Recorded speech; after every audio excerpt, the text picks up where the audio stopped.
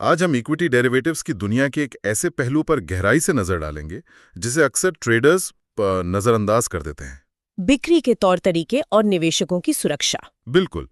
हमारे पास है NISM की इक्विटी डेरिवेटिव सर्टिफिकेशन वर्कबुक का 10वां अध्याय, और ये एक तरह से ब्रोकर्स और निवेशकों के बीच के रिश्तों की रूल बुक है।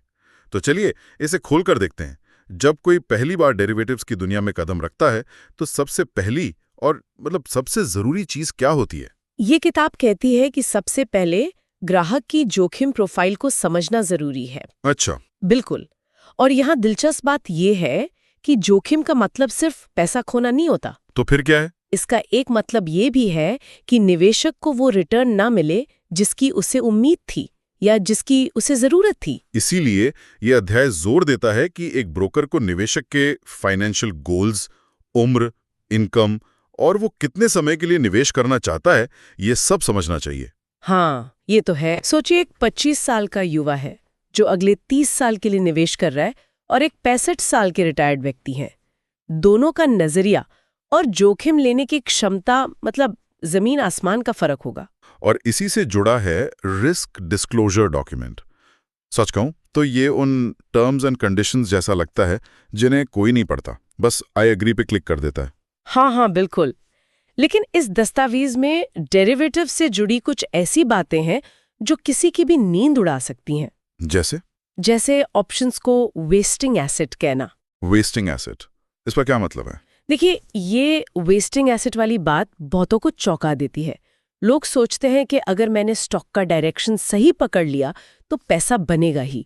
लेकिन ऑप्शन ट्रेडिंग में आप सिर्फ डायरेक्शन के खिलाफ नहीं, आप समय के खिलाफ भी लड़ रहे हैं। समय के खिलाफ? हाँ, हर गुजरता दिन आपके खरीदे हुए ऑप्शन की वैल्यू को एक आइस क्यूब की तरह पिघलाता है, भले ही स्टॉक वहीं का वहीं खड़ा हो। यही वो सबसे बड़ा ट्रैप है जिसमें नए ट्रेडर्स फंसते हैं। एक मिनट, इसी डॉक्यूमेंट में एक और डरावना शब्द है ऑप्शन बेचने वालों के लिए, असीमित नुकसान। इसका असल में मतलब क्या है? मतलब किसी का घर भी बिक सकता है इसमें? हाँ, सैद्धांतिक रूप से हाँ, बिल्कुल संभव है। जब आप कोई ऑप्शन खरीदते हैं तो आपका ज्यादा से ज्यादा नुकसान उतना ही होता है जितना आपने प्रीमियम दिया, मान लीजिए 5,000 रुपए। ठीक है। लेकिन जब आप बिना किसी हेजिंग के ऑप्शन बेचते हैं तो आपका मुनाफा तो सीमित है, पर नुकसान की कोई सीमा नहीं है, कोई लिमिट नहीं है। कोई लिमिट नहीं? कोई नहीं। अगर बाजार आपके खिलाफ तेजी से चला गया तो आपको उस सौदे को पूरा करने के लिए बहुत बड़ी रकम चुकानी पड़ सकती है, जो आपकी जमा पूंजी से भी कहीं ज्यादा हो सकती है। ये एक ऐसा जोखिम है जिसे हल्के में नहीं लिया जा सकता। और अब ये सिर्फ किताबी बातें नहीं रहीं, सेबी के एक हालिया अध्ययन ने तो इस पर मुहर ही लगा दी है। जी हाँ, और इस किताब में भी इसका जिक्र है। सेबी की स्टडी से कुछ ऐसे आंकड़े सामने आए हैं जो किसी को भी हिला सकते हैं। हाँ? और अब तो नियमों के तहत ब्रोकर्स को ये जानकारी अपनी वेबसाइट पर एक पॉपअप की तरह दिखानी पड़ती है, जिसे ट्रेडर को एक्सेप्ट करना ही होता है। क्या है वो आंकड़े जो इतने चौंकाने वाले हैं? पहला, इक्विटी फ्यूचर्स और ऑप्शन सेगमेंट में हर 10 में से 9 व्यक्तिगत ट्रेडर्स को नेट लॉस हुआ। 10 में से 9? हाँ, मतलब 90% लोग पैसा गंवा रहे हैं। और दूसरा आंकड़ा, औसतन घाटा उठाने वाले हर ट्रेडर को लगभग 50,000 रुपए का नेट ट्रेडिंग लॉस हुआ। 90%? ये आंकड़ा तो डराने वाला है। तो फिर क्यों लाखों लोग FNO ट्रेडिंग की तरफ खिंचे चले आ रहे हैं? क्या ये जल्दी अमीर बनने वाली मानसिकता है या? ये एक बहुत बड़ा सवाल है। इसकी कई वजह हैं। एक तो है लॉटरी टिकट इफेक्ट। लोग छोटे से प्रीमियम से बड़े मुनाफे का सपना देखते हैं। जाने वाले स्क्रीनशॉट्स जो सिर्फ मुनाफा दिखाते हैं, नुकसान का भी नहीं। और तीसरा, ब्रोकर्स की मार्केटिंग जो ट्रेडिंग को बहुत आसान और आकर्षक बनाकर पेश करती है। इन सब के चलते लोग उस 10% में आने की उम्मीद में कूद पड़ते हैं, बिना ये समझे कि वो 10% लोग शायद सालों के अनुभव और अनुशासन के बाद वहां पहुंचे हैं। बिल्कुल। ठीक है, तो निवेशक ने जोखिम समझ लिया, डिस्क्लोजर पे साइन कर दिया। लेकिन अकाउंट खोलने से पहले ही एक और बड़ी दीवार आती है, कागजी कार्रवाई की।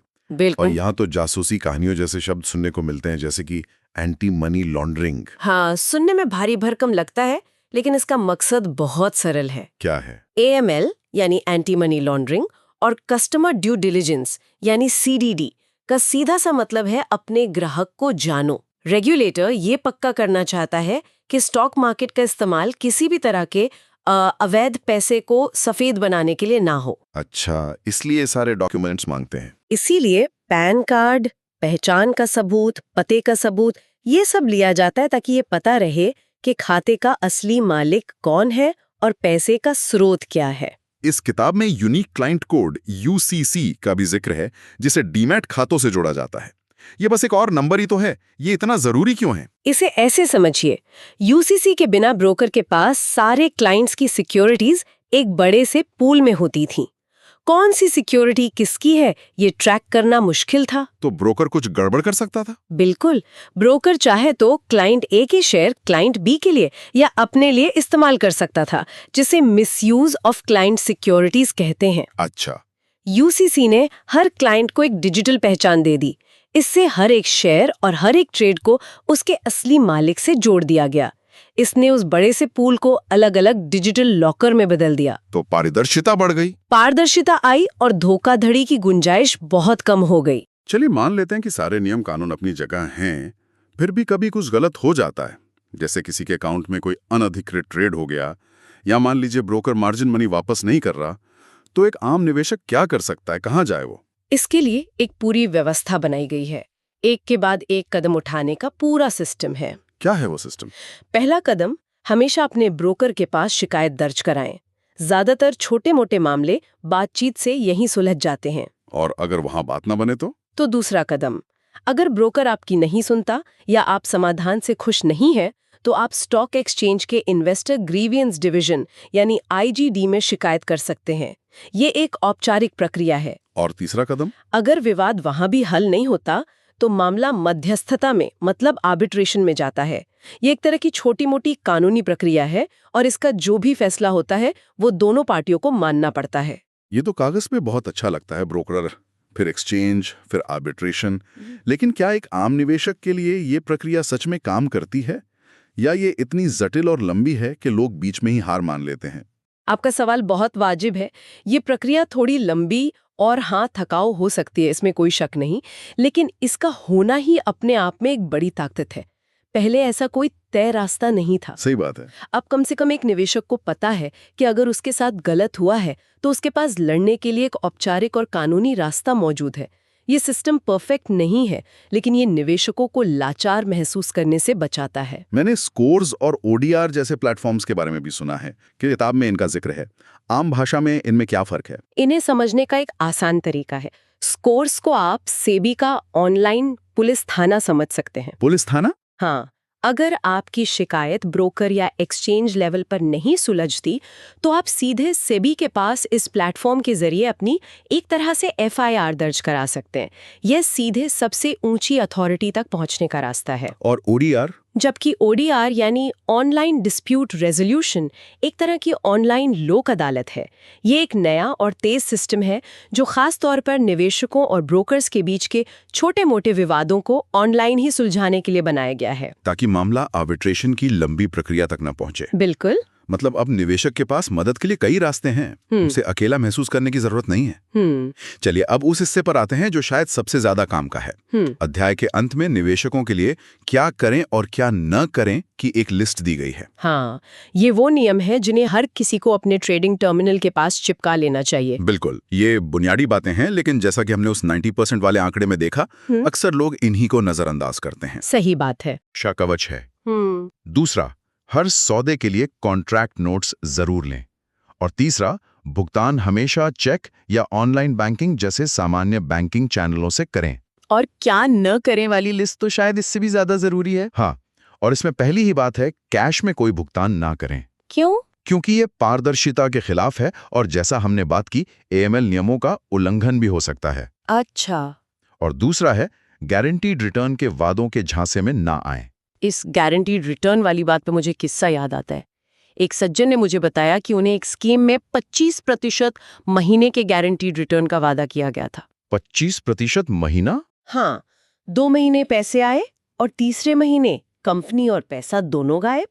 ये नियम सिर्फ किताबी नहीं बल्कि मेहनत की कमाई बचाने का कवच है। अगर कोई स्टॉक मार्केट में गारंटी दे रहा है तो वो या तो कुछ छुपा रहा है या उसे बाजार की समझ ही नहीं है। सही बात है। और तीसरा क्या ना करें हैं, अफवाहों या टिप्स के आधार पर सौदा ना करें।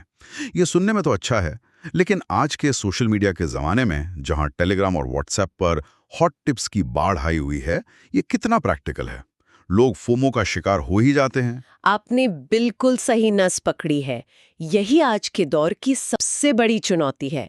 लेकिन यहीं पर ट्रेडर को रुक कर सोचना होगा। जो टिप आपको फ्री में मिल रही है वो शायद लाखों लोगों को मिल रही होगी। अगर पैसा कमाना इतना ही आसान होता तो वो 90% लोग नुकसान में क्यों होते?